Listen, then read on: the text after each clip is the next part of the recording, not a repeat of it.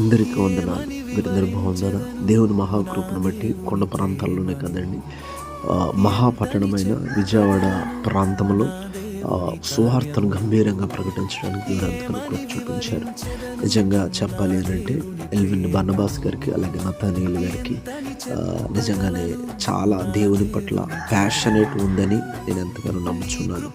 వారే పత్రికలను ప్రింట్ చేసి ఒక చిన్న మైక్ సౌండ్ వచ్చే విధంగా ఒక చిన్న మైక్ బాక్స్ కొని, మరి నిజంగా అన్ని లక్షల మంది తిరణాలకు వచ్చిన అన్ని లక్షల మంది ప్రజలకి స్వార్థను ప్రకటించాలి అన్న ఒక ఉన్నతమైన ఆలోచన మరి వారిలో కలగడం, వీరు కూడా వస్తారా నన్ను అడగడం, నేను అక్కడ ఆ ప్రాంతానికి వెళ్ళడం, సువార్తను ప్రకటించడానికి నాకు కూడా వారు అవకాశం ఇవ్వడం, దేవుని మహాకృప.